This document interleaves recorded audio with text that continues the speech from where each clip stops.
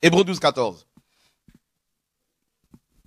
Recherchez la paix avec tous et la sanctification sans laquelle nul ne verra le Seigneur. C'est un passage que beaucoup de gens connaissent. On le connaît, on le recite, on le partage. Recherchez la paix avec tous. Alors bien sûr, ceux qui sont dans l'écuménisme, ceux qui sont dans la compromission, ceux qui sont dans le sentimentalisme, ils vont vous bandir ce passage-là pour vous obliger à marcher avec eux malgré leur vie de débauche. Mais laissez-moi vous dire ceci, le Seigneur a dit quoi? Écoutez bien, la parole, c'est pour cela que pour enseigner, il faut avoir une vision panoramique. Il ne faut pas seulement prendre des versets ici et là, il faut avoir une vision globale du thème que l'on veut développer. Le Seigneur dit ceci. Je ne suis pas venu apporter la paix, mais l'épée. Désormais, dans une maison, 5 seront divisés, 2 contre 3, 3 contre 2. Quand il parlait de la maison, il parlait d'abord d'Israël. La maison d'Israël. Désormais, votre maison vous sera laissée déserte, disait-il. Parce que vous n'avez pas saisi le temps de votre visitation. Et c'est ce qui s'est passé. Regardez comment son passage, partout, semait la division entre les Juifs et les pharisiens, tout ça là. Entre les Sadducéens, il y avait la division à chaque fois. Regardez dans les Actes des Apôtres. On nous dit à chaque fois, les uns étaient pour les apôtres, les autres pour les Juifs. À chaque fois, l'épée qui vient séparer. Lors de la première venue du Messie, n'est-ce pas? Il est venu apporter l'épée et non la paix. Parce que la paix sera établie sur terre pendant 1000 ans. Lors de sa seconde venue. Et les Écritures nous le disent. Par contre, aux apôtres, à ses disciples, il a dit, je vous laisse ma paix. Je ne vous la donne pas comme le monde la donne. Donc le monde nous parle aussi d'une forme de paix. L'ONU. Mais quelle paix? Quand on voit ces casques bleus qui violent des enfants en Afrique, qui violent des femmes, des enfants de 4 ans, 5 ans, quelle paix? Ça fait plusieurs années qu'ils sont dans l'est de la RDC, il y a toujours des morts. Plus de 6 millions de morts en moins de 10 ans, alors qu'il y a les casques bleus. Vous voyez que le monde ne peut pas nous apporter la paix. Et Paul dit dans Thessaloniciens 5, 1 Thessaloniciens, lorsque les hommes diront paix et sûreté, c'est alors qu'une ruine soudaine s'abattra sur eux. Donc lors de sa première venue, Yeshua est venu apporter la paix pour son peuple. La paix du cœur, c'est l'assurance, quelle que soit la persécution. Alléluia.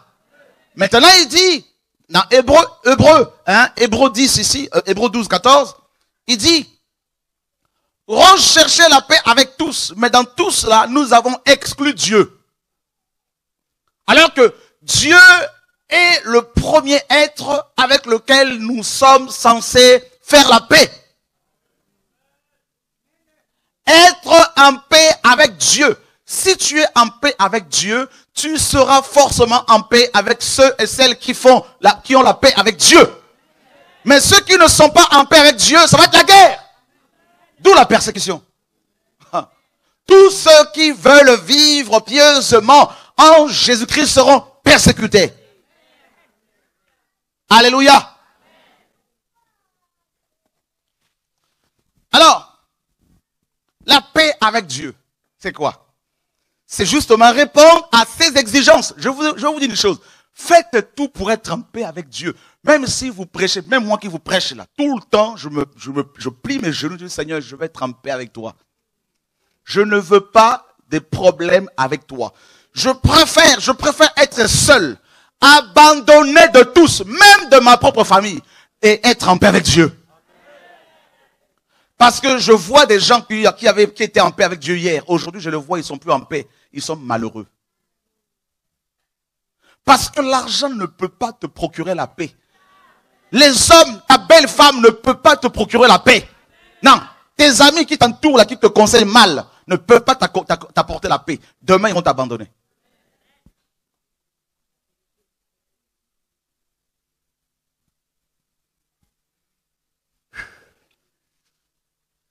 Être en paix avec Dieu, c'est ce que Dieu veut. C'est marcher selon sa volonté. Marcher selon ce que Dieu dit et non ce que ta coutume te dit, non ce que ta mère te dit ou ton père ou les pasteurs des assemblées par où tu es passé, mais c'est ce que la Bible me dit.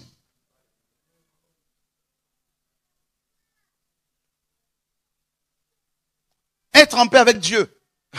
Mes amis, ça fait partie de la sanctification. Ça fait partie, n'est-ce pas, de ses exigences. Dieu est, n'est-ce pas, en colère. Ah oui. Regardez, quand Adam a chuté, Dieu est venu. Il a appelé, Adam, où es-tu? Adam a entendu la voix de Dieu. Il dira, j'ai eu peur. Vous voyez la peur? Adam n'était plus en paix avec Dieu. Ah. Il y avait quelque chose qui était brisé. Une relation, une communion brisée, interrompue à cause du péché, à cause de la désobéissance. Adam fuyait Dieu, fuyait la présence de Dieu. Vous voyez, vous avez vu? Vous savez, quand Dieu vient quelque part, sa sainteté est telle que les pécheurs se cachent. On ne peut pas résister. Les premiers qui courent, ce sont les démons. Nous, on le voit quand l'onction vient sur toi, on voit comment les démons se mettent à courir avec. Il y a des gens possédés, ils sortent et courent. Et quand c'est Dieu lui-même. Si Dieu te touche, là, tu vas aller sur ton Facebook enlever tes photos là. Enlève-moi toutes tes photos là. Ceux qui veulent enlever leurs photos de Facebook, levez les mains, tout ça. Enlevez-les. Tout de suite là. Ça ne plaît pas à Dieu là. Vous êtes mal habillés, vous vous montrez vous-même, tout ça. Vous n'avez pas besoin de vous montrer. Cachez-vous en Dieu.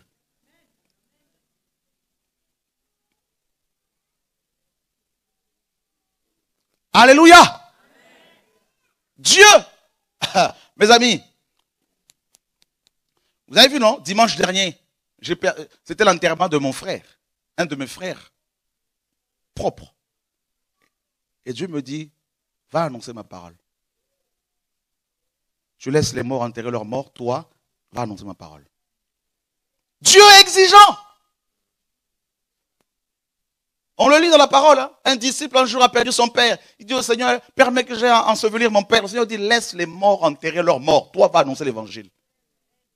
Il dit à Ézéchiel, fils de l'homme, je veux t'enlever par une mort soudaine. Celle qui fait l'objet de désir de tes yeux.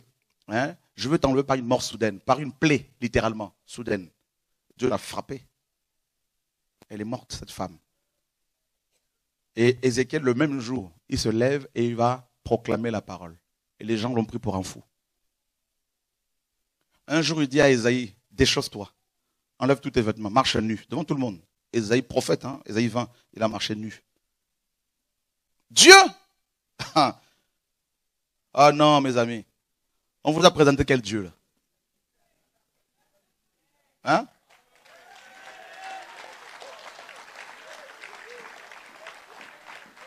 Là, c'est moi qu'on acclame, je ne veux pas de ça. On acclame le Seigneur.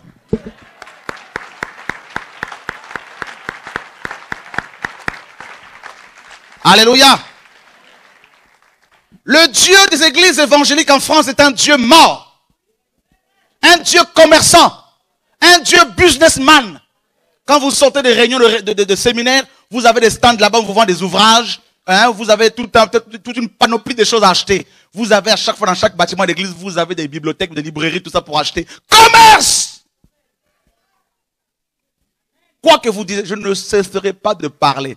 Je vais vous dire une chose. Comment voulez-vous que je me taise? Parce que quand je lis quelque chose dans la Bible, je le dis. Deuxièmement, je les expérimente ces choses-là. Avec la gratuité, j'ai vu comment les chrétiens ont donné l'argent en moins de 2 ans et demi. Ils ont donné plus de 470 000 euros. On a compté avec David, a fait le bilan. Il a fait le bilan devant toute l'équipe de TV de vie. En moins de 2 ans et demi, 470 000 euros sans la dîme. Comment voulez-vous que j'arrête de prêcher la vérité? Quand je vois toutes ces œuvres, là, frères et sœurs. On a dû dire aux gens ne donnez plus. Il y a assez. Donc on ne peut pas dire que les gens ne soutiennent pas. Les gens soutiennent. Le problème c'est qu'on leur a présenté un Dieu médiocre.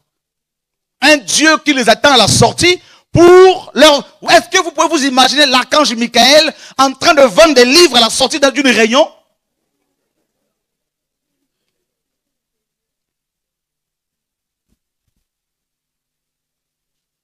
Ils disent, comment on va faire taire ce monsieur-là?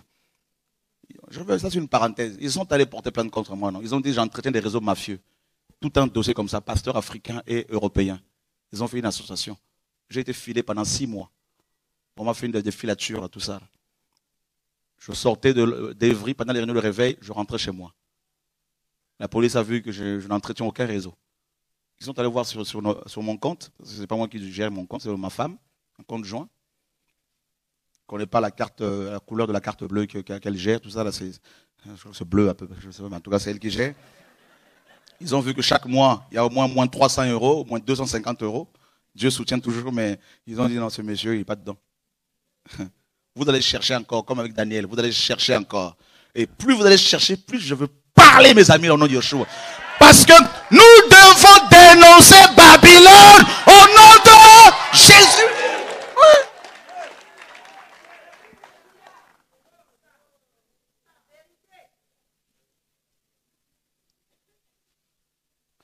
Les boutiques tombent en faillite.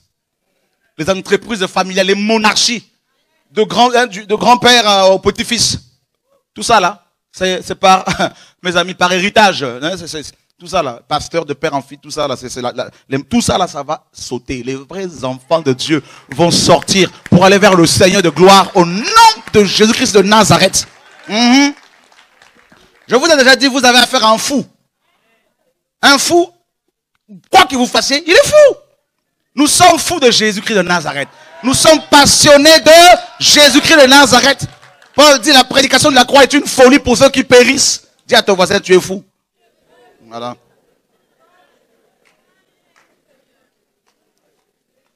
Qui est déjà tombé amoureux ici?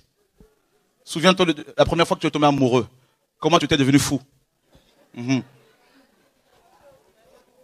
Quand le téléphone sonnait, tu courais. Ah, c'est elle, c'est lui. C'est ça la folie. Eh bien, avec le Seigneur, c'est la même chose. Quand on est touché par son amour, là, on devient fou. Alléluia.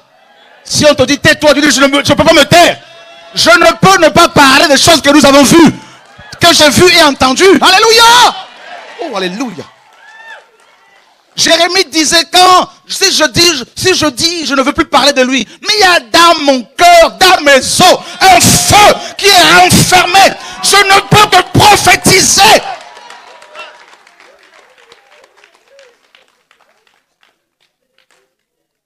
Oh, alléluia, alléluia. Le Seigneur va enflammer encore ses guerriers, mes amis, là. Il va enflammer encore ses amoureux, ses passionnés. Ce n'est pas une question d'âge ou de couleur. Hein. Je vous dis, même des hommes de 90 ans, 60, 100 ans, 105 ans, 120 ans, ils vont être saisis par l'onction de Dieu pour aller prêcher le retour de Jésus de Nazareth, frères et sœurs. Je vous dis. Caleb avec quel âge? Caleb avec quel âge? 80 ans. Hein? Caleb, 80 ans. Il a dit à Josué, je vais aller conquérir les nations montagneuses là-bas, là, tout ça. Là. Attention. Attention. L'onction n'est pas seulement pour les Africains ou pour les Européens, c'est pour tout le monde. Tous les enfants de Dieu, mes amis. Là. Le Saint-Esprit n'est ni blanc, ni noir, ni jaune, ni marron, ni bleu, ni chocolat. Il est Dieu. Dieu est esprit. Il y a quelque chose ici, hein, comme de l'huile. Hein. Je vous dis, hein, comme de l'huile. Là, c'est juste une parenthèse. C'est quelque chose. Il y a dans mon cœur, là, mes amis. Là. Je vois l'Europe secouer, mes amis. Là. Je vois la France. Mes amis, là. Oh, alléluia. Le feu va. Oh. Quand Dieu décide d'agir, personne ne peut l'en empêcher. Quand Dieu décide de parler, personne ne peut l'en empêcher. Personne. Non, personne. Oh, l'amour. Wow.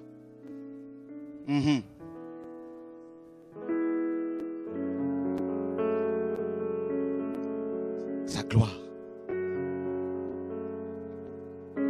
Est-ce que tu l'aimes? Est-ce que tu l'aimes? Est-ce que tu l'aimes? Alléluia.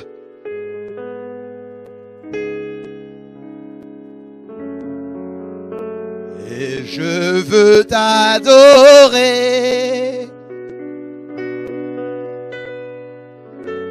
Aime-le, aime-le, aime-le, aime-le, aime-le.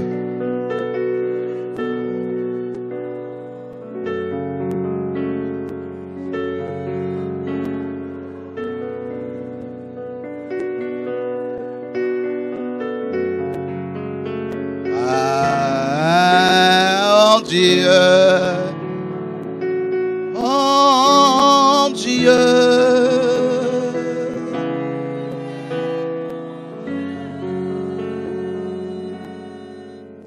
Vous savez, il est tellement saint. Il est tellement saint. Je pensais le connaître quand j'étais pasteur d'une église de 700 personnes. Je pensais le connaître il y a encore 2 ans quand je vivais les programmes, quand il y avait ce réveil à Évry. Je me rends compte que je ne suis rien, que je ne peux rien, que je n'ai encore rien accompli. Je vous assure, mes amis, personnellement, je me dis, Seigneur, mais qui sommes-nous pour que tu fasses tout ça? Qu'est-ce qu'on a encore accompli? John Wesley a laissé plus de 300 ouvrages. Qu'est-ce qu'on a encore fait pour le Seigneur, mes amis? Les exigences de Dieu. Il est très exigeant.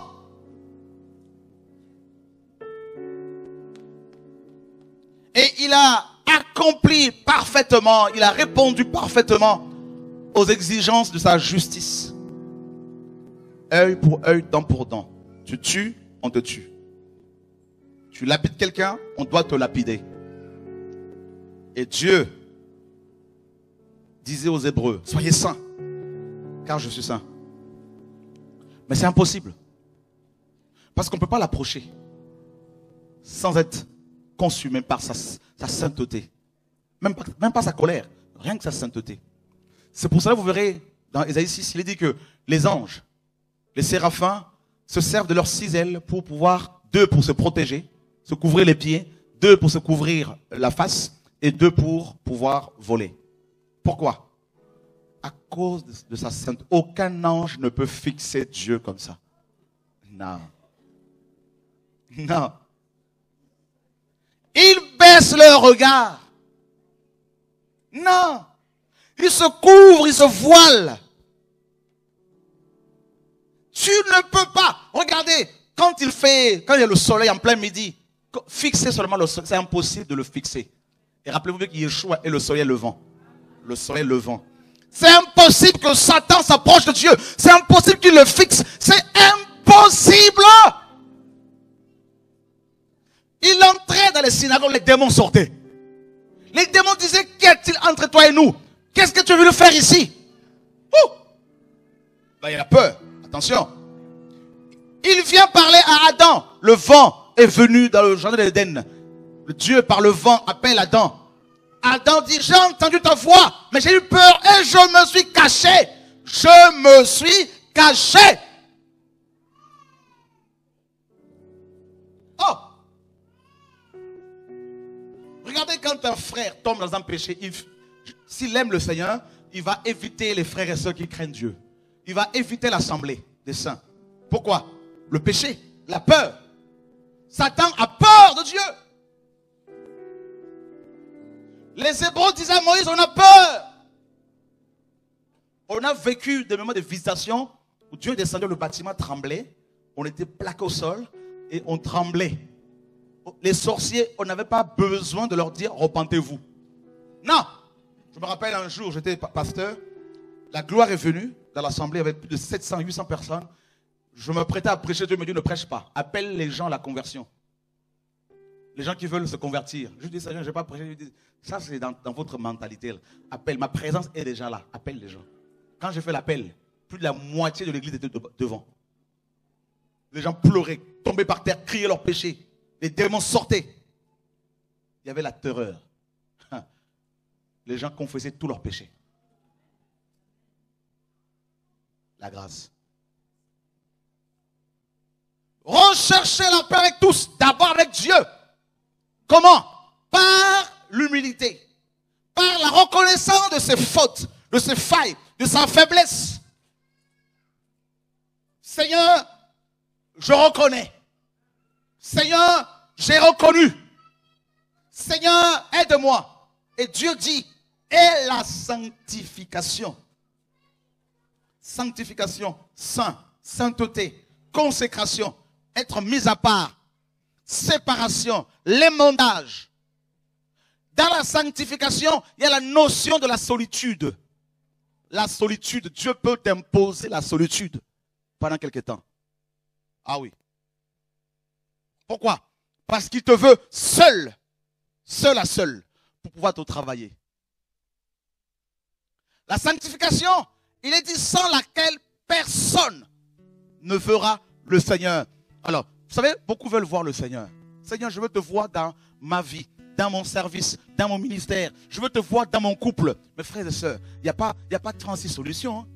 Et là, ils vont vous dire, mais oui, il faut faire 3 heures de prière par jour. C'est faux. C'est faux. Oh, il faut jeûner tout le temps, tout le temps. Le jeûne est biblique, mais ce n'est pas tes prières et tes jeûnes qui vont faire que Dieu va se glorifier. Non. Dieu se glorifie parce qu'il est Dieu. Dieu se glorifie parce qu'il veut se glorifier. La prière, les jeûnes, ça, ce sont les conséquences de l'obéissance. On obéit au Seigneur parce qu'il veut qu'on l'adore, parce qu'il veut qu'on prie. Mais Dieu agit quand il a créé le monde. Est-ce qu'on était là? Quand il a dit que les cieux soient créés, tout ça là, est-ce qu'on avait jeûné? Voilà.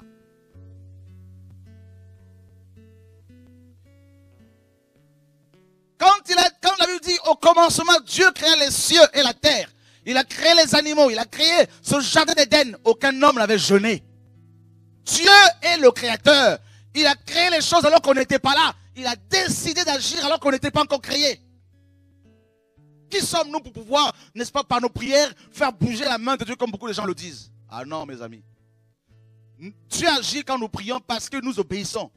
Il vient, il te dit, prie. Tu obéis, Dieu agit. C'est l'obéissance. Alléluia. Et comme il est dit, prions sans cesse, donc on doit prier tout le temps. Dieu est ça. Vous savez, regardez, dans la Bible, les 7 fils de Séva, vous connaissez cette histoire, non? Ils ont pris un homme possédé, ils l'ont amené quelque part. Parce qu'ils ont vu Paul le faire. Ils ont commencé à prier pour cet homme. Au nom de Yeshua, que Paul prêche, démons sortez. Au nom de Jésus-Christ, que Paul prêche, démons sortez. On connaît la suite, n'est-ce pas? Voilà. Ce démon a dit quoi?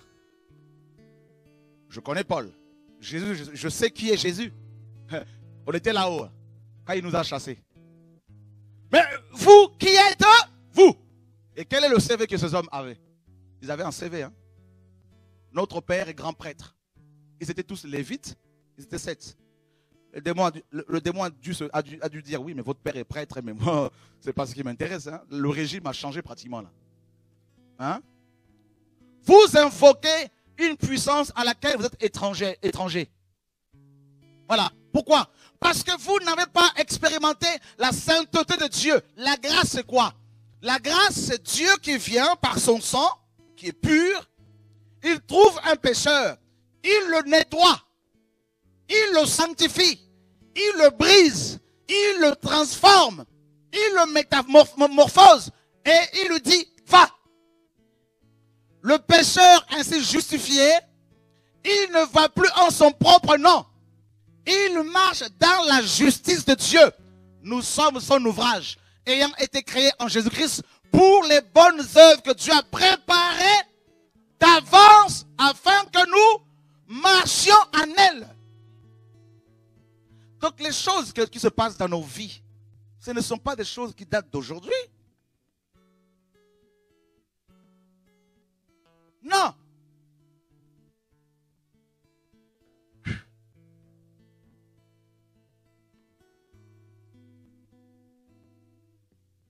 Il est dit dans Genèse 6, la terre était corrompue. Tous les humains avaient corrompu leur conduite sur terre. Et la Bible dit, Noé était un homme intègre et juste. Pourquoi? Par la suite dit, Noé trouva grâce. Vous voyez que Dieu a toujours été le Dieu de grâce. Noé trouva grâce. Vous vous rendez compte? Si Noé était intègre, s'il était juste, c'est tout simplement parce que c'était la grâce. Hein, la justice, l'intégrité sont les conséquences de la grâce de Dieu. C'est tout. C'est tout. Et Dieu veut des hommes intègres, des femmes intègres.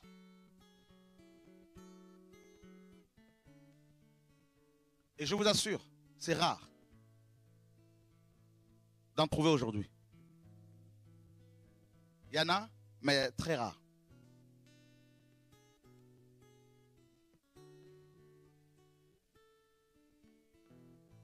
Dans la sanctification, dans la notion de la sanctification, il y a la souffrance. Dans ma marche avec le Seigneur, à chaque fois que je pensais que j'avais compris quelque chose, il venait et il me brisait. Je pleurais, je m'enfermais, je disais au Seigneur, dans mon cœur, Seigneur, c'est dur. Je voulais négocier avec le Seigneur. Il me disait, non, il n'y a pas de négociation avec moi. Non. Je me rappelle quand il m'a donné cette vision de cette montagne que je devais escalader. Je l'ai escaladée difficilement, j'arrive au sommet. Et il y avait la gloire de Dieu. Le Seigneur était là. Et je lui ai dit, Seigneur, moi je veux rester ici, je ne veux plus redescendre. Il m'a montré une chaîne de montagne. Il m'a dit, tu dois redescendre et escalader de nouveau à chaque fois. Je lui ai dit, non, c'est trop dur. Il me dit, si tu restes ici, moi je continue. Je lui ai dit, non, je te suis. Et c'est ça la marche chrétienne. Vous avez vu? Regardez. Tu arrives au sommet, c'est la gloire, un peu de succès. Tout le monde te voit. Ensuite, tu redescends. Voyez? Et là, dans les creux, à chaque fois, là, c'est des temps d'intimité où il te brise, où il te cache, il te blesse pour pouvoir te guérir, où tu pleures, où personne ne te voit quand tu gémis. Tu es sous ton ventre dans ta maison, tu es en train de gémir, tu es en train de pleurer, où tout le monde te critique, tu ne comprends rien alors que tu n'as rien fait. Hein? Dans ce creux, là, il tape le creux de la main de Yahweh, vous vous rappelez, non? Je te mettrai dans le creux du rocher, vous vous rappelez, n'est-ce pas? Donc là, dans le rocher, là, tu es caché. Et là, il te révèle tes failles. Tu te mets à dire, Seigneur, mais moi, je suis un prédicateur. Comment je peux avoir telle faille? Il dit, voilà tes failles. C'est pour cela que je veux dire une chose. Ma soeur, s'il y a quelqu'un qui te connaît mieux que les autres, à part le Seigneur, c'est ton mari. Donc, si ton mari dit que tu as des problèmes, ah, je t'assure. Ma soeur, c'est pareil. Mon frère, c'est pareil. Celui qui te connaît mieux que tout le monde, c'est ta femme. Parce qu'elle mange avec toi, elle dort avec toi, elle te connaît mieux que personne. Et si ta femme te dit, chérie, tu as un problème là. C'est vrai que j'ai un problème, chérie. Parce que si tu dis, chérie, non, c'est faux. Là, tu provoques la colère de Dieu. Parce que Dieu ne veut pas tout le temps nous briser. Le problème, s'il nous brise pour nous sanctifier, c'est parce que nous résistons. Alléluia. Dieu dit, je résiste à ceux qui me résistent. Il passe par ta femme, il dit, chérie, elle te dit, chérie, là, regarde tel souci. Ok, Seigneur, aide-moi. Alors, chérie, aide-moi. Dis-moi toutes les vérités. Moi, je dis à ma femme, dis-moi toutes les vérités. Parce qu'il y a quelqu'un qui peut m'aider, c'est toi. Elle le fait. Et tu tends l'oreille, c'est important. Mais si tu résistes, quand Dieu va commencer à t'entamer parce qu'il t'aime, Dieu ne va nous perdre. Hein? Et vous savez ce qu'il peut faire quand c'est comme ça? Il t'amène au sommet et il te déshabille. Et tout le monde va t'annuler. Waouh! La honte. Mais il est amour. Il ne va pas t'abandonner si tu demandes de l'aide. Il te rattrape. C'est pour cela tel que je suis le frère. Quand j'ai enseigné des fausses doctrines à l'époque, au dîme, tout ça là, je me suis tenu devant les frères et sœurs. Hein. Je leur ai dit, j'ai enseigné ça, c'est pas bon. J'ai enseigné ça, c'est bon. Ça, c'est pas bon. Ça, c'est pas bon. Parce que je préfère moi-même me descendre. Parce que si Dieu te descend, c'est pour cela, va toi-même ce soir, tout à l'heure, là, va enlever tes photos toi-même. Tu enlèves, Seigneur, s'il te plaît, Seigneur, je veux me sanctifier, tout ça là. Alléluia! Prends ton téléphone, appelle ta petite amie avec qui tu te masturbes sur Internet. Toi-même, règle tes affaires. Paul dit quoi? Si nous jugions nous-mêmes, nous ne serions pas jugés. 1 Corinthiens 11:31. Ah oui, frère, je vous dis, s'il y a quelqu'un qui peut bien nous briser, c'est Dieu. Mais comment il me brise là? Pourquoi vous imaginez? Hein? Je ne vais pas tout dire. Hein? Tu perds ton père, il te dit va prêcher la parole. Tu perds ta mère, le jour de l'enterrement, il dit va au Canada. Tu perds ton frère, il dit va prêcher la parole. Frère, vous savez tout ça pourquoi? Oh frère, on veut l'onction, on veut l'onction. Et vous savez le prix que tu payes là?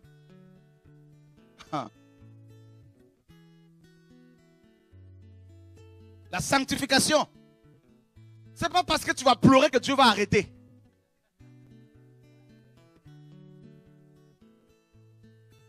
Alléluia. Qui souffre ici?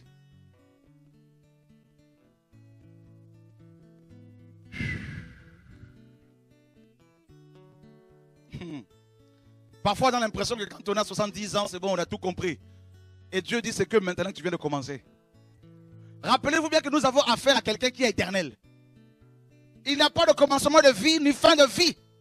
Donc, pour te sanctifier, il te prend. Il sait que nous sommes dans les sentiments. Hein? Nos cœurs sont attachés les uns aux autres, tout ça là. Et Dieu vient, il te dit, lâche tout, suis-moi. Regardez les apôtres, dans Luc 5. Ils ont travaillé toute la nuit, n'est-ce pas? Aucun poisson.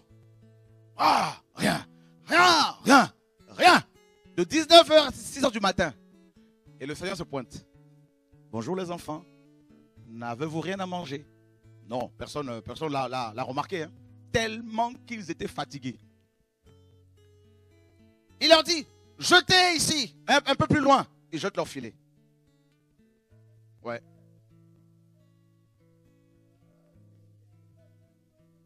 Dieu te pardonne.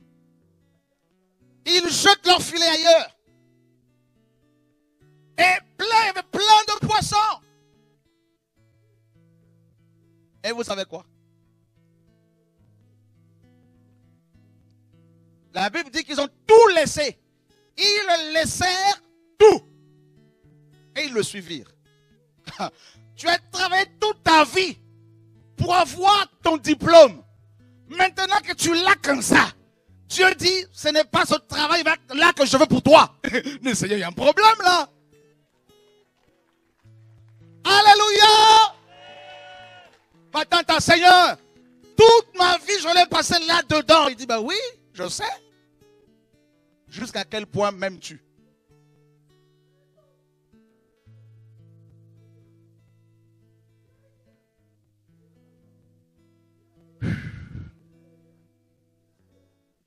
Écoutez, je dirige une assemblée de 700 personnes.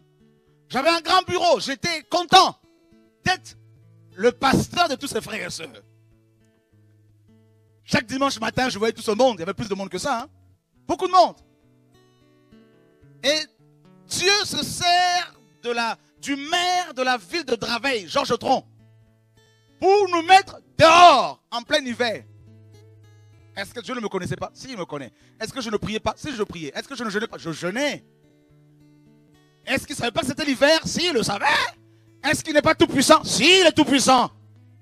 Le cœur du roi est dans la main de l'Éternel comme un courant d'eau. Il incline où il veut. C'est écrit dans la Bible, Proverbe 21:1. C'est écrit. Mais Dieu a dit à ce monsieur, chasse-les. Pourquoi? Parce que Dieu voyait ce réveil. Et moi, je voulais rester dans mon bâtiment. Oh, j'aime ici. J'aime mes frères et sœurs. La sanctification. De gloire en gloire. Dehors. Eh ben, qu'est-ce qu'on n'a pas fait comme prière? Hein? On a pris l'huile d'onction. On est allé poindre tous les carrefours de la ville. À l'époque, on était encore immature. On a prophétisé. Tout lieu où foule la plante de nos pieds, tu nous le donnes. On prend la ville. On prend la ville. Dieu dit, c'est fini de travailler. Alléluia. Prière ou pas, Dieu fait ce qu'il veut. Dis à ton voisin, il est souverain.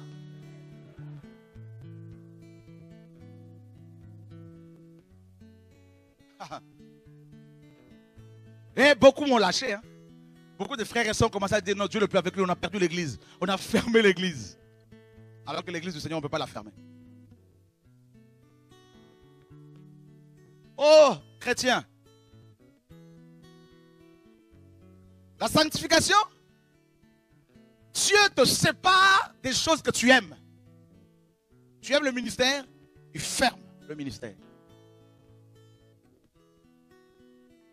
Tu aimes ton appel plus que lui, il ferme ça.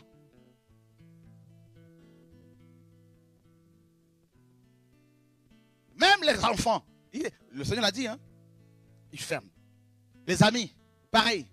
Oh, j'aimais beaucoup mes collaborateurs pasteurs à l'époque. Hein, mais je commençais à les aimer plus que Dieu. Et Dieu dit, je veux t'en séparer. On a reçu des prophéties, non? Dieu va te séparer. Dieu, on disait, ça va être juste celui-là parce qu'il est bizarre. Juste celui-là. Mais quand Dieu a commencé à entamer les gens qui étaient vraiment proches, je dis, oh là, il y a un problème là. Au point où je me retrouve seul. Je dis, mais il y a un problème, Seigneur. Mais celui-là aussi, il dit, celui-là aussi. Mais Seigneur, je vais négocier pour l'autre. Il dit, non, non.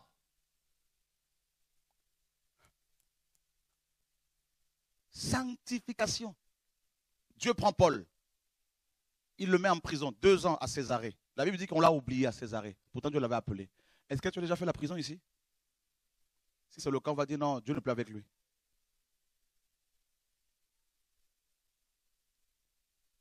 Dieu t'appelle, viens. Ah non, je n'ai pas le temps. Dieu peut permettre une maladie incurable de te frapper. Je vous dis, juste pour que tu sois humble, que tu apprennes l'humilité, que tu apprennes que tu es zéro, que tu es nul, que tu ne vaux rien. Un jeune homme est venu me voir hier, un jeune Français, 16 ans, un jeune garçon, un jeune homme, invité par une autre jeune sœur française qui est touchée par le message, qui a 16 ans aussi. Elle dit à son ami, viens, on va aller partager un peu la parole avec cet homme. Donc elle a pris rendez-vous avec moi, on s'est vu hier. Je parlais avec ce jeune homme. On discutait et puis à la fin il me dit, moi, Dieu ne m'intéresse pas. Je n'ai pas besoin de Dieu. Je lui dis, ben écoute, c'est ta vie, tu fais ce que tu veux. Et il dit, moi je suis heureux. Ok.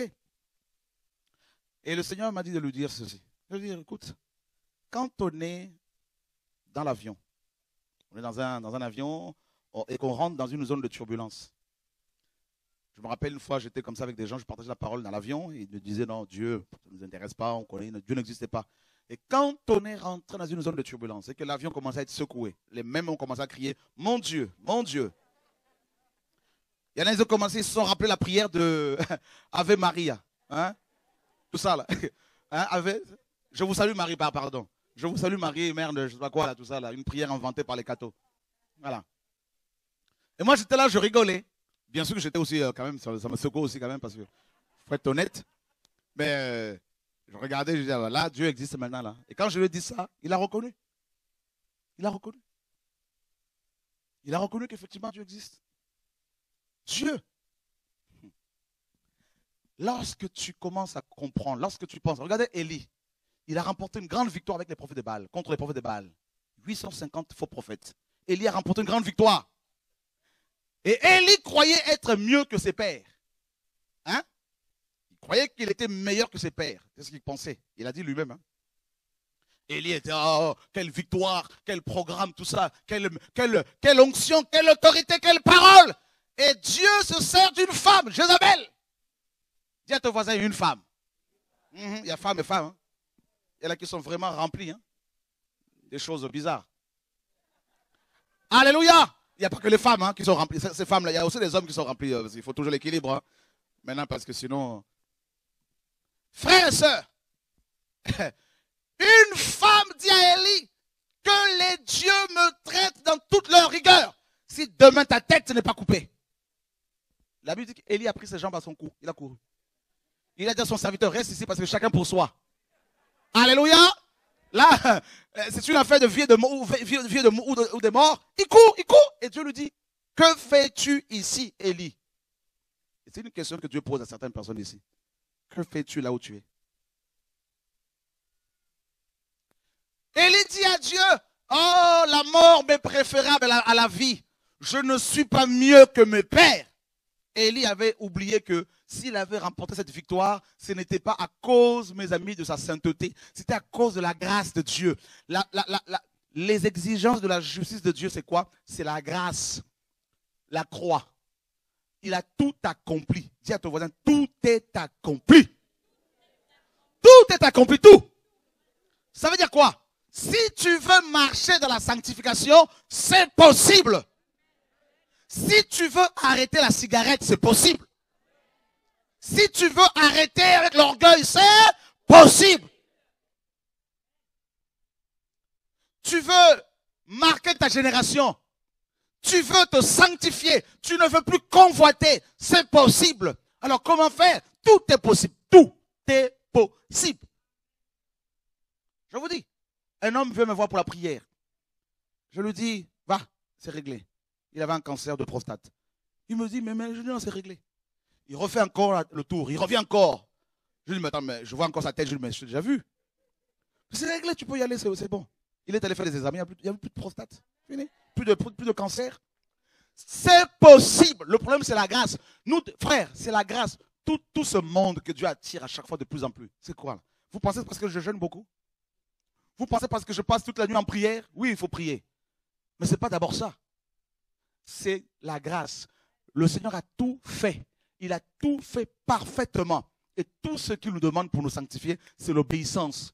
Tu viens, tu dis, Seigneur, je reconnais que j'ai des problèmes.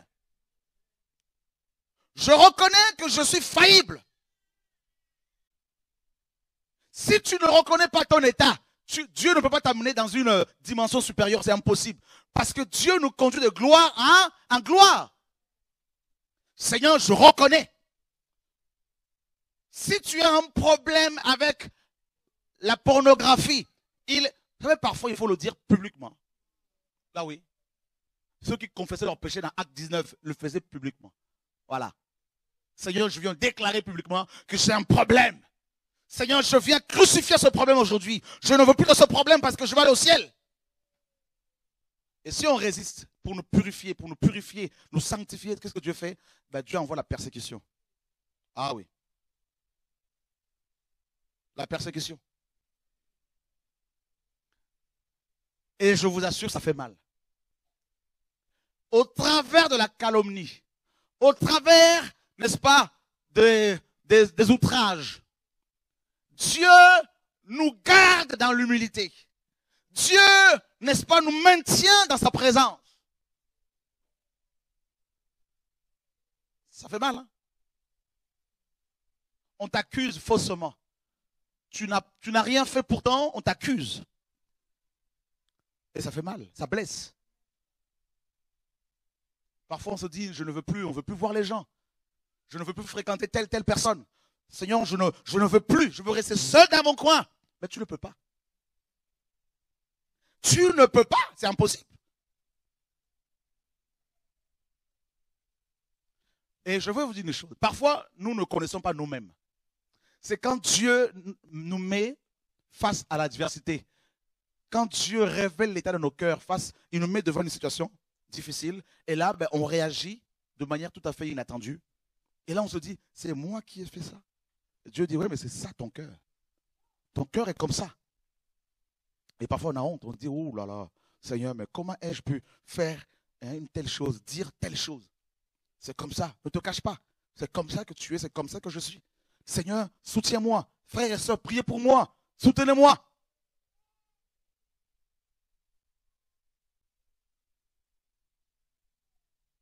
Nous avons hérité d'Adam et Ève la justification. On veut toujours se justifier. Non, mais tu sais, c'est pas vraiment dans ce sens-là. Tu sais, c'est pas. Mais Dieu sait que c'est comme ça que nous sommes. Il prend son épée, il taille. Il nous taille en profondeur. On pleure, on gémit. Dieu va encore en profondeur. Il sait que tu ne vas pas mourir. Je sais que parfois dans vos couples, parfois c'est difficile. Mais je sais seulement une chose. Chrétiens, frères et sœurs, par ma propre expérience, je ne veux pas tout détailler ici. Je sais seulement une chose. Celui qui a des conflits, des problèmes dans son couple, enfant de Dieu, j'entends par là, toi qui aimes Jésus, toi qui aimes le Seigneur, si tu divorces, alors que la Bible te dit de ne pas le faire, tu échoueras. Je t'assure, mon frère, je t'assure, ma sœur. C'est l'échec total. Parce que tes problèmes, au travers de tes combats, il y a toujours une raison, il y a toujours un... Dieu sait toujours pourquoi il permet cela. Un jour, le Seigneur m'a dit, j'ai formé mon fils, Yeshua, homme, pendant 30 ans, pour un service public de 3 ans. Pendant 30 ans, Jésus-Christ, homme, était dans la formation, était en train de travailler par le Père. 30 ans. 10 ans de formation, de brisement dans le secret pour 1 an de ministère public. Vous vous rendez compte? C'est-à-dire, quand le Seigneur, pendant qu'il a exercé son service devant les hommes et les femmes, pendant 3 ans, tout le monde le voyait, guérison, miracle. Beaucoup n'ont pas vu qu'il a un arrière-plan, n'est-ce pas? Il a subi une formation de 30 ans dans le secret. Personne ne voyait cela. Dans le secret avec le Père. C'est pour cela, j'ai constaté une chose. Paul a si bien dit. Quand les nouveaux convertis ou des jeunes, si on les élève rapidement, on leur donne des titres, on les tue. Moi, je me suis rendu compte de cela, je me suis repenti devant Dieu parce que je n'avais pas cette connaissance-là. Les gens avaient des grâces, je suis venu, dit, bon, toi, t'es apôtre, toi, t'es... Eh bien, ça les a tués. Complètement. Ils sont devenus comme ça. Là. Apôtres de région. Et un apôtre qui se mélange. Hein? Apôtre des Aïrois, oui. Et encore, ce n'est pas de tous les Aïrois, tous les Congolais. Il y a des problèmes, hein? Apôtre des Belges, oui. Mais il n'y a pas tous les Belges. Vous voyez, on a des problèmes. Paul dit, il ne faut pas que ce soit un nouveau converti. Pourquoi? Parce que le nouveau converti n'est pas encore assez perfectionné. Travaillez. La grâce peut se manifester. L'onction peut se manifester. Mais cela ne dit pas que la personne est perfectionnée par le Seigneur encore. Non. Parce que la grâce, Dieu la donne comme ça. Mais il faut du caractère. Il faut le caractère de Christ. C'est-à-dire l'intégrité. Moi, je me suis rendu compte à Paris quand Dieu nous a donné cet argent-là. 470 000 euros en moins de 2 ans et demi. Il y a même des pasteurs que j'ai formés à Paris. Ils commencent à parler entre eux. Non, l'argent est amené, puis les apôtres font qu'on partage cet argent-là. Je leur ai dit, si vous continuez comme ça, je veux citer vos noms sur TVDV, je veux vous dénoncer comme les autres. Vous voyez le caractère. Ils ne peuvent pas, quand ils voient l'argent, ils sont excités. Alors que celui qui est brisé, celui qui est perfectionné, là, quand bien il voit des millions, il s'en moque, il s'en fiche. Parce que l'argent, c'est quoi? C'est que du papier. La perfection.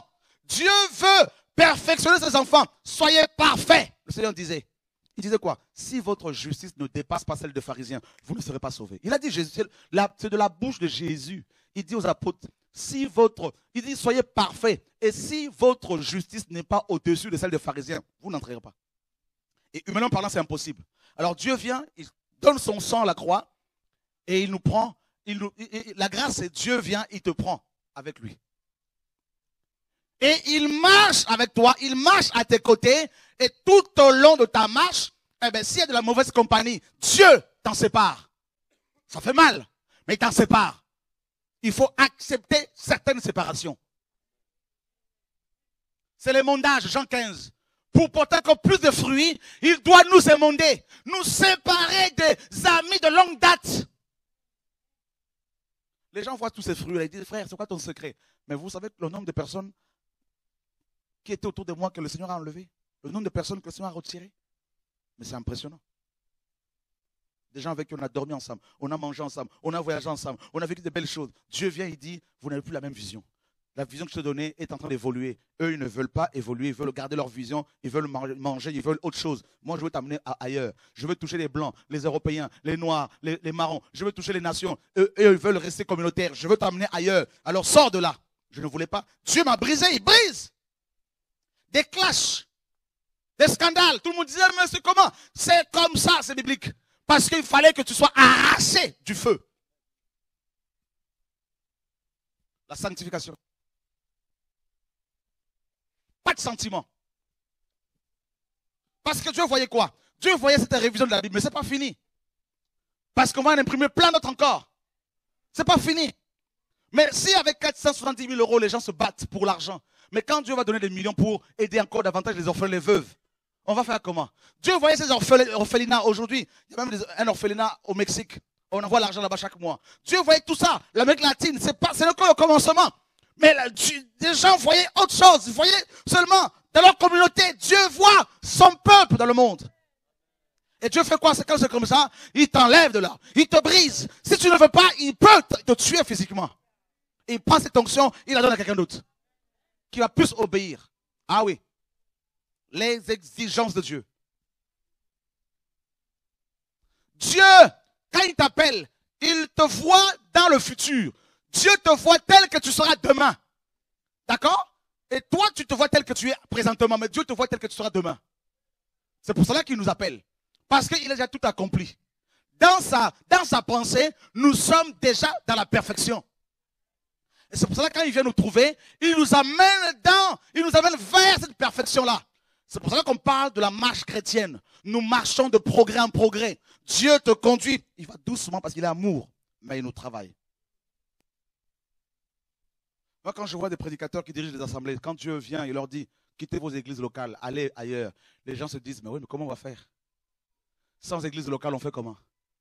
Sans se rendre compte, ils ont remplacé Dieu par les églises locales. Voilà.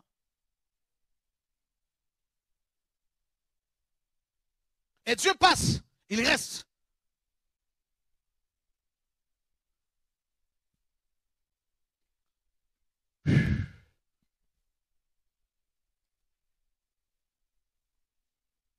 Un jour, Dieu m'a dit par une sœur, et c'était vraiment le Seigneur qui me parlait. Le Seigneur m'a dit, cette sœur m'a appelé.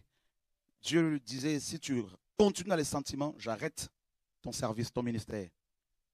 J'ai compris que j'ai senti la mort venir ce jour-là. Parce qu'on était encore dans les histoires de papa, maman spirituelle, tout ça là. Ah, ma fille spirituelle. Et tu vois les gens qui sont mélangés, qui ne veulent pas de la vérité. Et comme vous êtes habitués, j'ai plié mes genoux ce jour-là dans ma cuisine. J'ai pleuré comme une madeleine.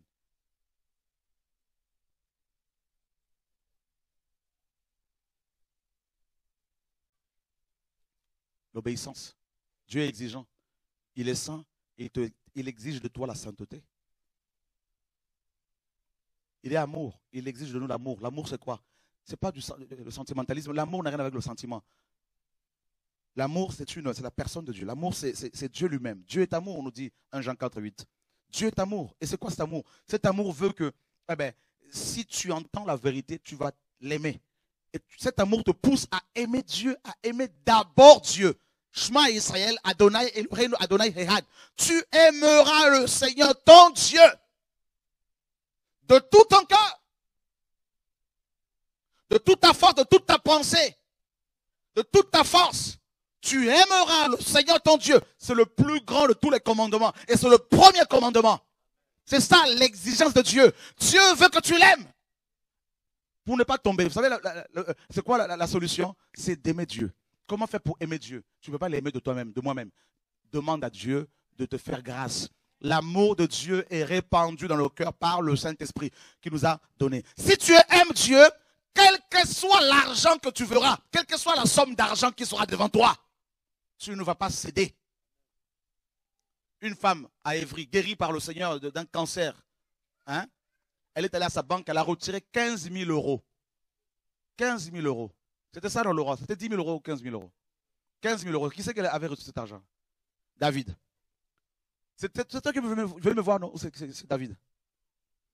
Laurent veut me voir avec cette enveloppe-là, énorme comme ça. Il me dit, voilà, cette femme, elle était venue ici, elle était malade, Dieu l'a guérie, et elle est reconnaissante envers le Seigneur, elle est venue donner 15 000 euros. Waouh! Jamais vu une enveloppe avec autant d'argent. Je dis au frère, je dis ça, moi, je ne regarde pas là bien comme il faut là-dedans. Là. Prenez ça, allez mettre ça sur le compte de TV de vie. On n'y touche pas. Parce que si tu touches à cet argent, tu vends ton onction. Ah non, parce que ce n'est pas moi qui l'ai guéri. Alléluia. Un autre couple envoie un chèque par la poste de 40 000 euros. On a ouvert la boîte aux lettres comme ça. Chèque 40 000 euros. Je dis à David, compte. Vite fait sur le compte. Vite fait sur le compte. Tous. Une femme envoie une enveloppe comme ça de 50, je ne sais plus combien là. Elle commence à m'envoyer par mois 270 euros. Mais en même temps, elle commence à me faire la cour. Je dis non, je ne prends pas son argent là. Non, elle m'envoie ses photos, elle me parle de son chat, tout ça là. Je m'en fiche. Si tu m'entends ce matin là, je ne veux pas de toi. Je vais aller au ciel. Alléluia. Frère, ce sont les violents qui s'emparent du royaume de Dieu. Dis à ton voisin, ne tombe pas. Voilà. On va finir bientôt, vous inquiétez pas. Alléluia. Qui aime la parole ici? Ah oui. David, je n'ai pas de salaire, mais je ne veux pas voir, je ne veux pas recevoir son... On renvoie ce chèque-là. Quand ça vient, on renvoie comme ça. Et quand on renvoie son chèque, elle nous le renvoie encore. Je dis, vraiment, il y a un problème ici, là. Dieu est exigeant. Dieu dit, tu ne touches pas cet argent-là. Mais Seigneur, les enfants là-bas, tu ne touches pas. Et parce que tu l'aimes, tu ne touches pas. Ah non. Dieu est exigeant. Dieu, frère, je vais vous dire une chose. Dieu est très exigeant. Je donne un conseil aux jeunes prédicateurs, s'il vous plaît. J'aimerais vous voir aller encore plus loin avec Dieu. L'argent, là, c'est compliqué. Je pars en Suisse prêcher l'évangile. Une femme vient comme ça, la soeur qui nous a invités, elle donne une enveloppe de 1400 €. Je dis, ben, que Dieu soit béni. La nuit même, un frère qui était là, j'ai eu un songe, je l'ai vu dans ce songe.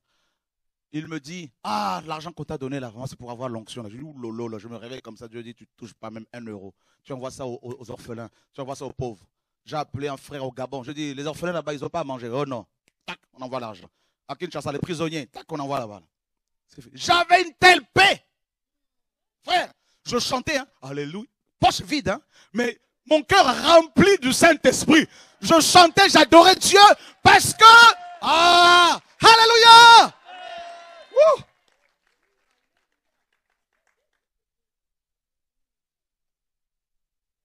Tu pars au Gabon, un frère vient te voir à l'aéroport. Il donne une enveloppe de 500 €. Dieu, tu ne touches pas cet argent-là.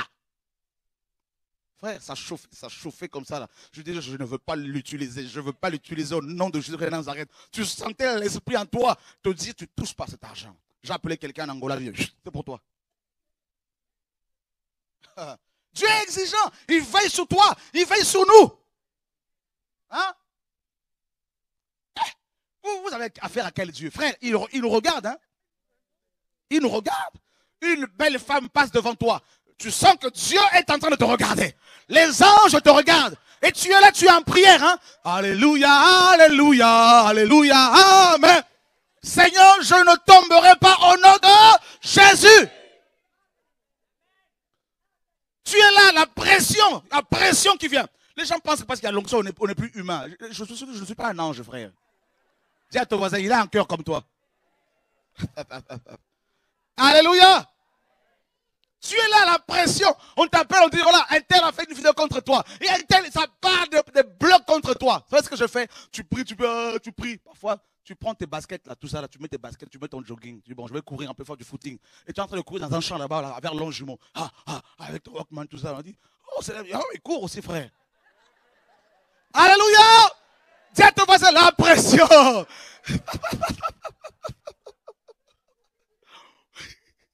On dit, mais c'est le prédicateur, là, il court aussi, frère. Tu croises aussi l'autre coureur, tout ça. Ah oui? Dieu, regarde. Tu rentres dans une mission, tu es fatigué. Tu te couches vers 23 h. 20 minutes après, il te réveille. Tu sens qu'il n'y a plus de sommeil. Alors beaucoup vont commencer à prier, à chercher les apôtres. Ah, priez pour moi parce qu'on a des insomnies. Non, ce ne sont pas les démons. Il ne faut pas voir les démons tout le temps. Dieu qui veut que tu pries. Tu te réveilles comme ça, il dit prie. Je me rendors. Et tu sens quelqu'un vient, il prend ta main. Il te tire, ouah, il te sort du lit.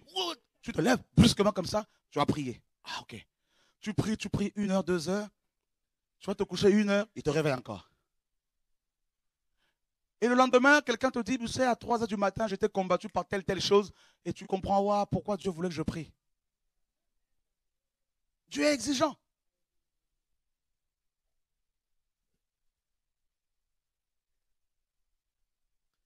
Même ta manière de t'habiller. Tu veux mettre tes choses serrées, il te dit, regarde. Va te regarder dans une glace. Dieu ne te parle pas.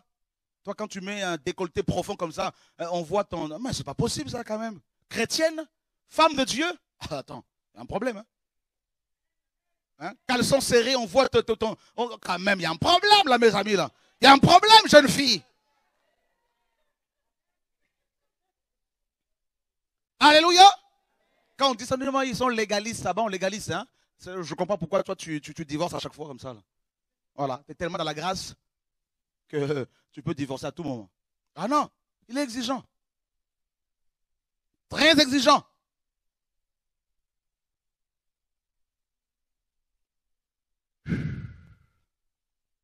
Qui a du mal à obéir au Seigneur?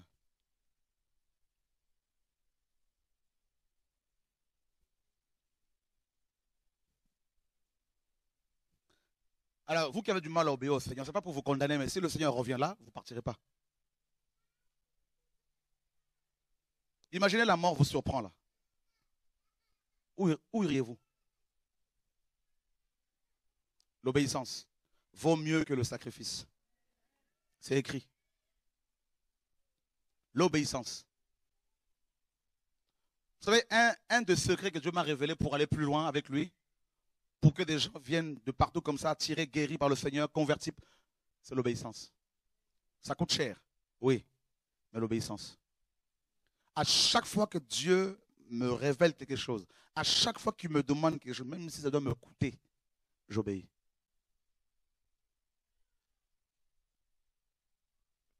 J'obéis.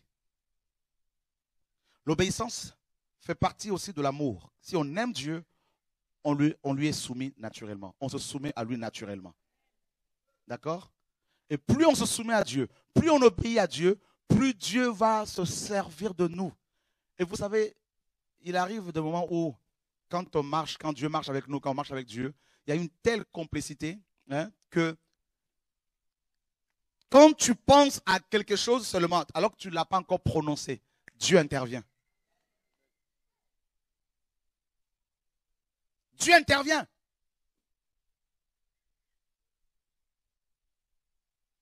Et tu vas commencer à sentir le parfum de sainteté, le parfum de Dieu. Ceux qui t'approchent vont sentir qu'il y a une odeur, il y a un parfum qui se dégage de toi. L'amour, les fruits. Vous savez, ce parfum-là.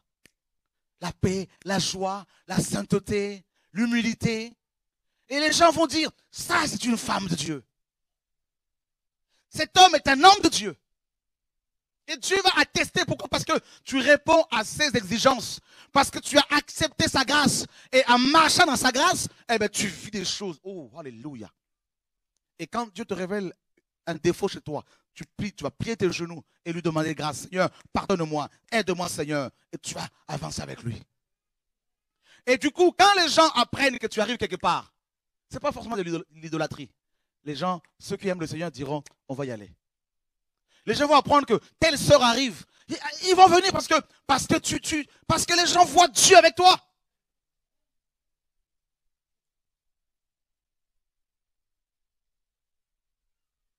Il y a des frères et sœurs, personnellement j'aime beaucoup leur compagnie, parce que quand tu les approches, tu sens Christ en eux. Tu sens qu'il y a Dieu, ils marchent avec Dieu. Ils te donnent des paroles qui t'encouragent. Il faut corriger, ils corrigent dans la sagesse, dans l'amour. Dieu est exigeant. Un jour, il m'a dit, tu vas jeûner pendant 1 an pour mon église. Ouais. 1 an de jeûne. Tu ne manges que le soir. Ah oui. Et toi, quand Dieu dit arrête avec ton café, on a du mal, Seigneur, s'il te plaît. L'appel caféiné, tout ça est trop fort. Alléluia. Celui qui veut voir Dieu doit se préparer à payer le prix. Ah oui. Alléluia. Tu dois payer le prix. 1 an. Je voyais le manioc passer devant moi comme ça. Là. Je voyais les entrecôtes passer devant moi à midi. Et toi, tu es là en prière. Seigneur, sauve les pasteurs, sauve l'église, sauve les églises, touche les églises. Seigneur, sauve. Au mois de septembre, j'étais vraiment KO. Je dis, Seigneur, je fais une petite pause parce que là, j'en peux plus. Là. Comme il nous aime, il a permis. Ah oui. Parfois, tu t'apprêtes à manger. Dieu dit, arrête, ne mange pas. Prie.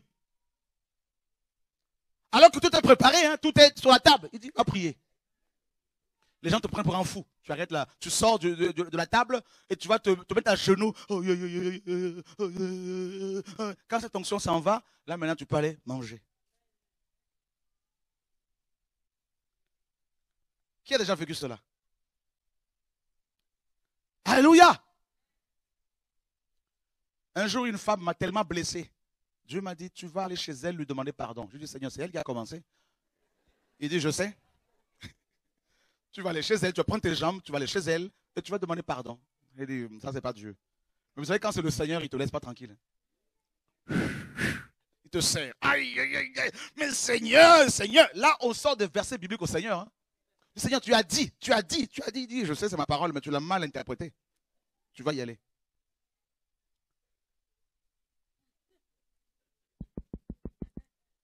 C'est moi. Pardon. Elle était tellement choquée.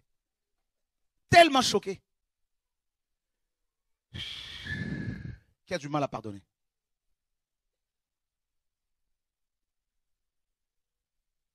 Qui a du mal à oublier.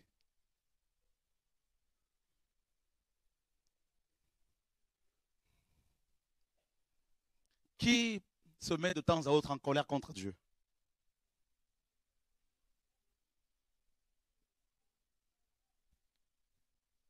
Écoutez, pour finir, ne pensez pas que Dieu cherche des hommes parfaits. Non, pas du tout. Dieu ne cherche pas des hommes et des femmes parfaits, parfaites. Dieu cherche des hommes et des femmes qui veulent simplement lui obéir. D'accord? C'est tout. Il cherche des hommes et des femmes qui veulent se soumettre à sa parole. C'est lui qui nous rend parfaits. C'est lui qui nous façonne. C'est lui qui nous transforme. Mais par contre, nous devons lui dire tout ce que nous sommes, tout ce que nous avons. Il le sait, mais il veut que nous le lui disions. D'accord? Que nous reconnaissons que nous avons des problèmes, que nous avons des failles. Parfois, c'est l'intellect. On doute parce qu'on a tellement étudié qu'on a commencé à raisonner avec Dieu. On ne raisonne pas. C'est vrai que la foi n'exclut pas la raison, mais Dieu, si on veut marcher avec lui, il faut être malléable. Et on a besoin de son aide. J'arrive, ma soeur. Ne cherchez pas à faire des choses par vous-même. Vous ne réussirez jamais. Ne faites pas les choses comme les autres. Chacun doit avoir sa particularité. C'est ça le royaume. D'accord? N'imitez pas les autres. C'est une grosse erreur. Faites ce que Dieu vous dit à vous, ce qu'il vous révèle. D'accord? Et prêchez ce que vous vivez. Vivez ce que vous prêchez. D'accord? C'est vraiment important. Si aujourd'hui je peux prêcher la gratuité, ce n'est pas parce que je l'ai seulement lu dans la Bible, mais c'est parce que aussi je l'expérimente. Celui qui ne l'a pas encore expérimenté et qui va commencer à vouloir le prêcher, à un moment donné, il va être coincé, il va retourner dans ce qu'il a vomi. Et c'est ce qu'on a vécu, ce qu'on voit ici et là. Ils ont prêché par rapport à Shora, mais ils n'ont pas prêché par rapport à leur propre expérience. C'est pourquoi certaines choses, il ne faut pas les prêcher si on ne les a pas encore expérimentées. L'évangile, c'est le fait de vivre des choses et de les prêcher par la suite. C'est ça le royaume de Dieu. C'est pas là. Nous ne sommes pas des théoriciens. Nous sommes des disciples. Nous vivons, nous voyons. Jean disait, nous ne pouvons ne pas prêcher, ne pas dire ce que nous avons vu et entendu. Je vois comment Dieu peut guérir. Donc je peux parler de la guérison. Parce que ça fait plus de 22 ans, comme je le témoigne, 23 ans aujourd'hui, que je ne suis pas allé voir un médecin, aucun médecin. Et je dis au Seigneur jusqu'à ma mort. Et je vois comment il me guérit. Donc quand je vois Dieu guérir des sidéens, des cancéreux, je suis choqué, étonné bien sûr, parce qu'il nous surprend toujours. Mais en même temps, c'est parce que je vois Dieu le faire avec moi. Et je crois que le Dieu de la Bible est capable de faire disparaître ta maladie. Je le crois, parce que je le vois. Je crois que le Dieu de la Bible peut transformer tellement ton couple au point où, au travers de ton mari et toi, des milliers de couples soient gagnés dans son royaume. Je le crois, mon frère, ma soeur. Mais il faut passer par la souffrance. Le feu. Pour purifier ta vie. Quand j'ai un problème de santé, je plie les genoux, je vous assure, frères et sœurs, la nuit, soit un ange qui vient, et il me nettoie. Le matin, je me lève, il n'y a plus rien. Soit le Seigneur lui-même vient et touche à l'endroit où j'ai mal, où j'avais mal, et la douleur s'en va.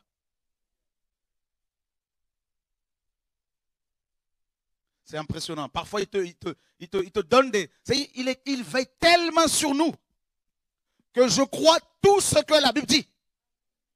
Je crois. Je crois que Jésus est le même hier, aujourd'hui et éternellement. Ça, je le crois, frères et sœurs.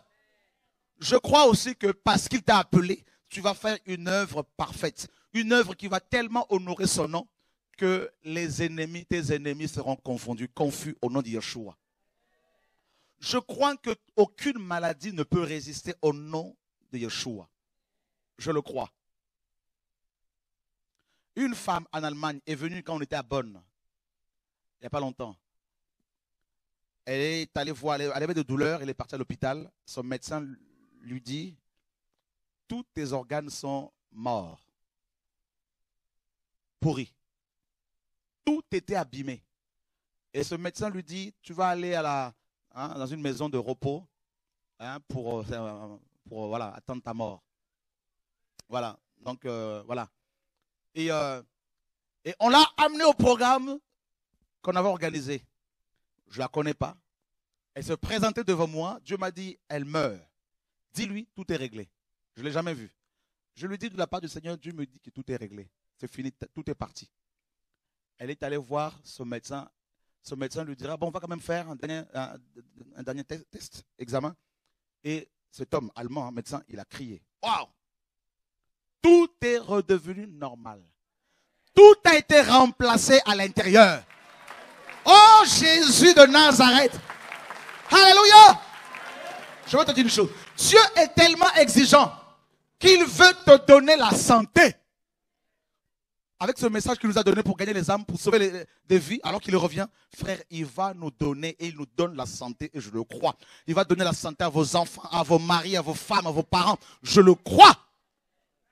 Et on voit des frères et sœurs qui prient pour les malades et Dieu les guérit. Des frères sont allés, on m'a témoigné de cela hier soir. Des frères de Paris, des jeunes sont allés à Marseille pour évangéliser. Ils arrivent là-bas, ils priaient pour les gens dehors.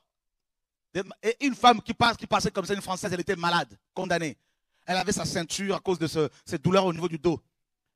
Païenne, hein? Elle demande au frère, est-ce que votre Dieu peut me guérir? Ils lui ont dit, oui. Ils lui ont imposé les mains au nom de Yeshua. Dehors. Le feu est tombé sur elle. Et puis, ils lui ont dit, enlevez votre ceinture. Elle a enlevé sa ceinture, elle a fait des mouvements, il n'y avait plus rien. Elle leur a dit, venez chez moi, ma maman est malade. Elle a couru chez sa mère. Elle a dit, maman, c'est une femme riche, hein. Maman, il y a des guérisseurs là-bas, là. Il y a un Dieu qui guérit les malades. Sa maman a dit, amène-les-moi ces hommes-là, amène-les-moi ces hommes-là. Parce que les médecins sont limités. Mais notre Dieu, alléluia! Oh, Dieu d'Israël. Waouh! Jésus-Christ de Nazareth. L'exigence de Dieu, c'est Jésus-Christ de Nazareth. Il fallait un homme parfait. Il fallait un homme saint. Il fallait un homme pur. Et Dieu est devenu homme. C'est Jésus-Christ de Nazareth, frère. Vous avez vu ses yeux? Vous avez vu sa démarche? Vous avez vu? Oh, c'est l'excellence. Tout est excellent en lui. Tout est excellent chez lui. Frère, il guérit les malades par de simples paroles. Dis seulement un mot. Aujourd'hui, il dira seulement un mot. Une seule parole. Ils arrivent chez la dame, là, ils prient pour elle. Guérison en direct. La dame sort son chéquier. Je fais que ça coûte combien? Ça coûte combien? Le frère dit c'est gratuit. Si tu veux faire un don, fais un don à TV de vie.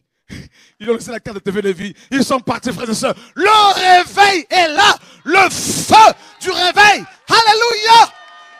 Jesus Christ. Oh, alléluia, alléluia. Oh, alléluia. Je crois, mes amis, je crois que Dieu va se servir de vous de plus en plus.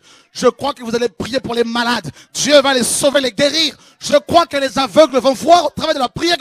Oh, alléluia. Oh, alléluia, alléluia, alléluia. Je crois qu'à partir d'aujourd'hui, tu ne vas plus avoir des rapports sexuels avant le mariage. Je crois qu'à partir d'aujourd'hui, tu vas tellement te sanctifier que quand tu vas commencer à prier pour ta nation, Dieu va commencer à se lever, à se manifester. Je crois que l'autorité apostolique va de plus en plus t'accompagner. Je crois qu'une onction prophétique va de plus en plus te saisir. De plus en plus, tu seras comme Jean-Baptiste. Tu seras un homme solitaire, une femme solitaire. Je crois. Je crois. Je crois qu'il y a des hommes et des femmes, tellement que Dieu exige d'eux la prière, la consécration, tellement que Dieu les brise. Quand ils vont parler, Dieu va, alléluia, glorifier son nom. Dieu dit, j'accomplis ce qu'annoncent mes envoyés. J'accomplis la parole de mes serviteurs. Élie dira à Akab, oh alléluia, pendant 3 ans et demi, il n'y aura pas de pluie, sinon à ma parole. Il arrive à un moment donné, après que Dieu t'ait tellement brisé, que quand tu parles, c'est comme si c'est Dieu qui parlait automatiquement. Alléluia. Dieu sait que tu es faible. Dieu sait que tu es faible. Mais il veut transformer ta faiblesse en force. Il veut que tu t'appuies sur sa force, femme. Il veut que tu t'appuies sur l'œuvre de la croix. Oh, alléluia. Oh, Lord. Oh, Lord. Oh, Seigneur de gloire. Toi qui as donné ta vie à Jésus, toi qui veux te sanctifier encore, aucun sorcier ne peut t'atteindre, aucun franc-maçon ne peut se lever contre toi. Le Seigneur a dit, je bâtirai mon église et les portes de séjour des morts ne peuvent rien contre elle. Parce que Dieu est exigeant, il exige de toi, alléluia, la réussite. Avec Dieu, nous ferons des exploits. Avec Dieu, nous ferons des exploits. Dieu veut que tu fasses des exploits. Dans l'évangélisation, il veut que tu gagnes des âmes pour son royaume. Non pour les églises, mais pour son royaume. Avec l'autorité qu'il t'a donnée, il veut que tu pries pour les Sidéens, pour les cancéreux. Il veut que tu pries pour des pasteurs. Dieu veut sauver des églises. Dieu veut sauver des apôtres. Il veut délivrer des prophètes. Par toi, Dieu veut amener le feu du réveil.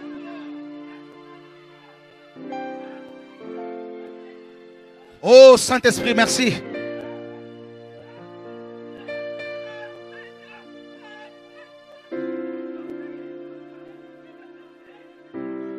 Ne regarde plus à tes échecs, à ton passé. Dieu écrit une nouvelle histoire avec toi aujourd'hui. Dieu écrit une nouvelle histoire avec toi aujourd'hui. Ton passé est réglé, ton passé est passé. Aujourd'hui, Dieu veut marcher de nouveau avec toi. Quel que soit ton âge, quel que soit ton problème, Dieu dit, je peux. Si toi tu veux, je peux te changer. Je peux te changer.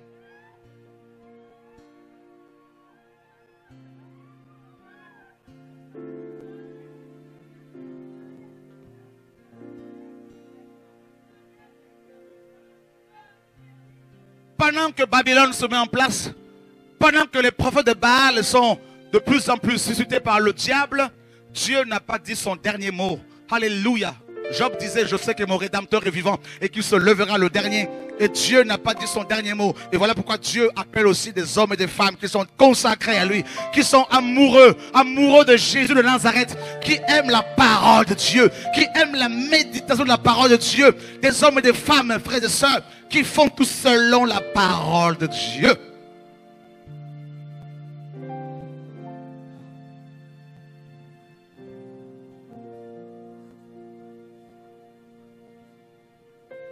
Oh Saint-Esprit, merci.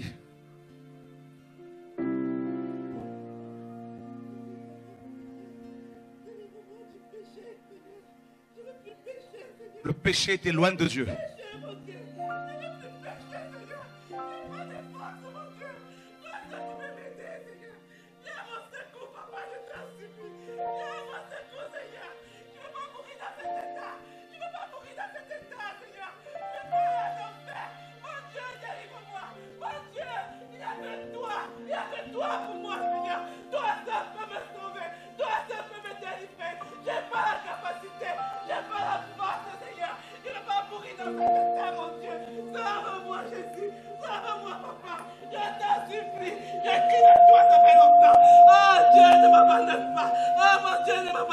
Dieu veut t'éloigner de l'enfer.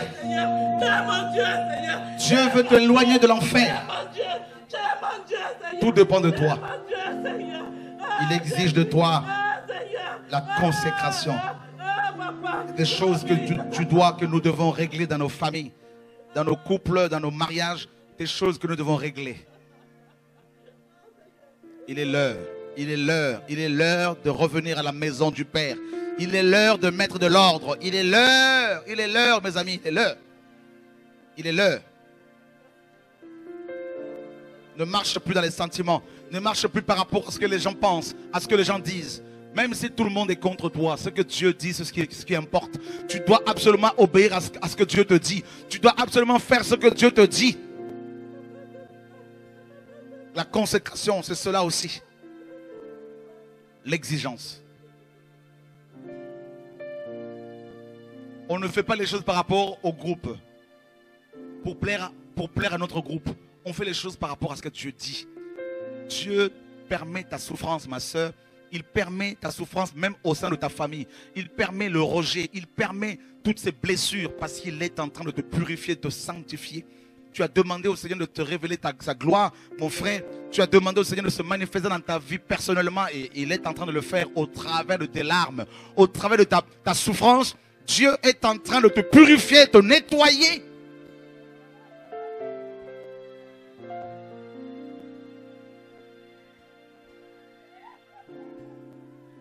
Tu ne peux pas faire marche arrière. Tu ne peux pas abandonner le Seigneur. Le Seigneur t'a touché. Le Seigneur s'est révélé à toi. Le Seigneur t'a établi. Maintenant, il te dit, suis-moi, suis-moi. Et tu t'aperçois que la vie chrétienne est difficile. Tu t'aperçois que c'est une vie de souffrance. Tu t'aperçois que beaucoup de gens sont faux. Tu t'aperçois qu'il y a beaucoup d'hypocrisie. Dieu dit, j'ai permis que tu vois cela, mon fils. Parce que je veux t'éloigner de plus en plus des corrupteurs. Je veux t'éloigner des impies. Je veux que tu m'appartiennes totalement. Je veux que tu sois entièrement à moi. Entièrement. Entièrement.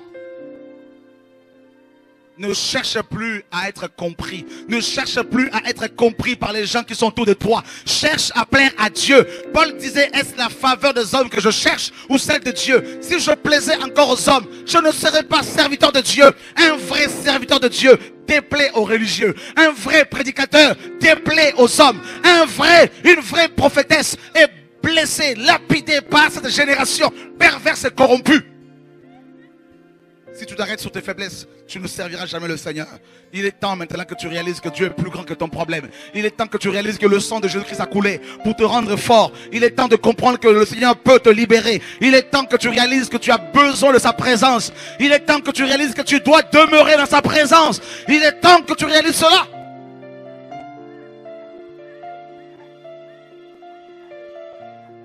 L'enfer a ouvert grandement sa gueule. L'enfer veut avaler ta famille, veut avaler ta vie, veut t'attirer vers le bas. L'enfer est là. Mais le Seigneur dit, le ciel te regarde. Le ciel te tend la main aujourd'hui. Le ciel t'appelle.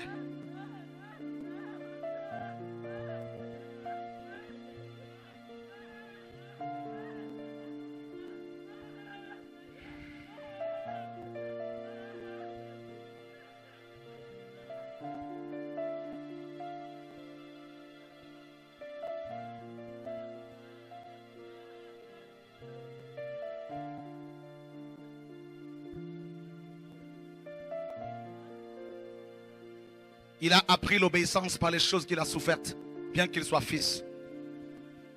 Plus tu aimes Dieu, plus tu vas souffrir. Plus tu pries, plus tu vas être seul. Plus tu pries, plus Dieu déverse sa gloire sur toi. Plus il va t'isoler, plus il va t'éloigner des hommes. Plus il te mettra à part pour lui. Plus il va t'enfermer. Il va comme Jérémie disait, il m'a enfermé dans son carquois. Il m'a enfermé là-dedans. Tu ne peux pas fuir Dieu. Tu ne peux rien faire contre Dieu. Nous n'avons aucune puissance contre la vérité. Tu n'as pas le choix. Dieu t'a destiné au ciel et tu le sais au fond de toi. Il t'a destiné au salut. C'est pour cela que tu pleures, que tu souffres.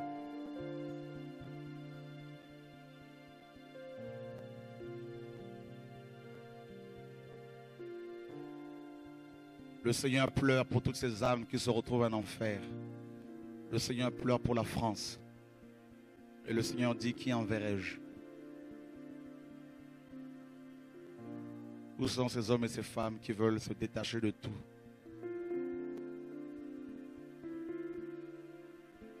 Qui enverrai-je? Qui enverrai-je? C'est le détachement. Le détachement. Le détachement.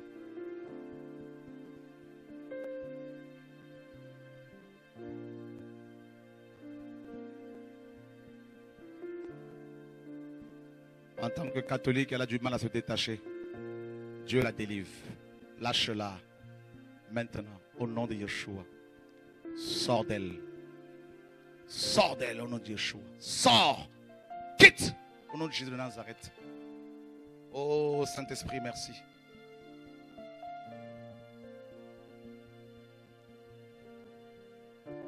Que ces liens soient brisés dans ta vie. Maintenant.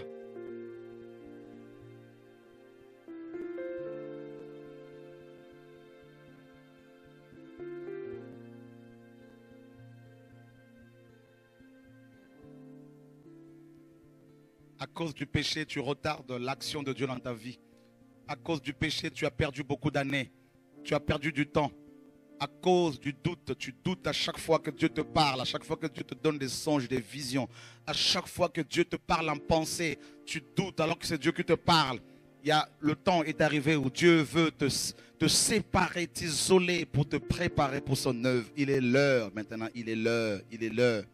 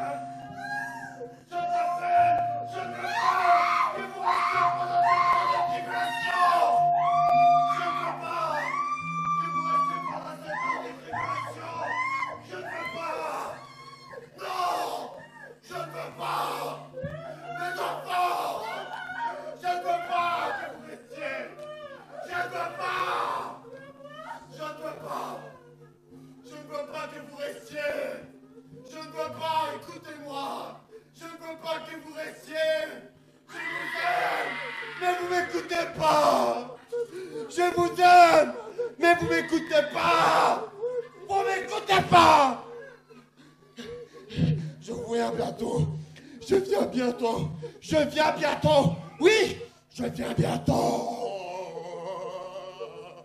Je viens bientôt. Je viens bientôt. Je viens bientôt. Je veux que vos robes soient blanches. Je veux que vos robes soient blanches. Je veux que vos robes soient blanches. Je veux que vos robes soient blanches. Je veux que vos robes soient blanches.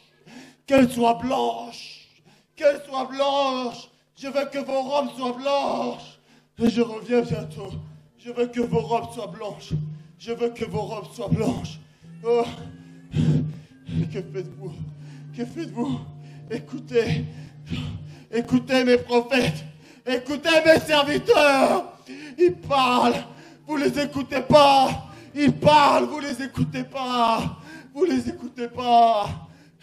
Je leur montre des choses. Mais vous les écoutez pas. Je leur montre les choses cachées de ce royaume, mais vous les écoutez pas. Vous les écoutez pas. Vous les écoutez pas. Vous les écoutez pas. Et vous fumez. Vous fumez. Tous ceux qui fument, ils iront en enfer. Tous ceux qui fument, ils iront en enfer. Tous ceux qui fument iront en enfer.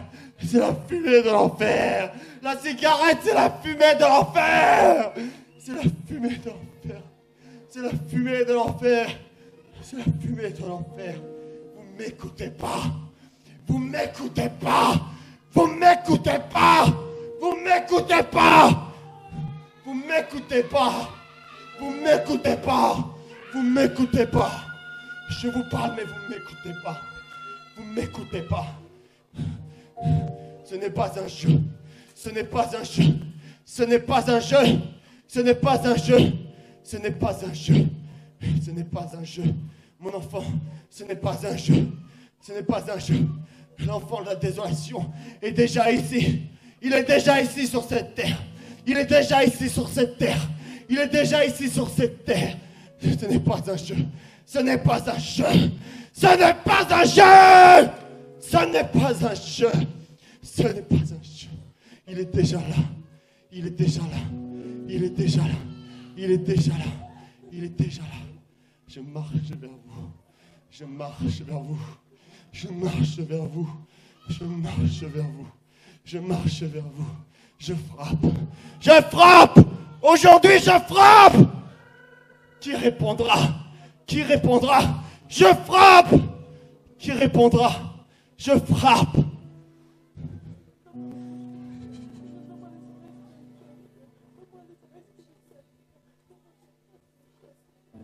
Ton règne s'établisse sur la terre, que tes œuvres proclament ta grandeur. Nous te bénissons, ô Dieu tout-puissant. Tu es vivant et tu reviens. Nous te bénissons, ô Dieu. Oh, ton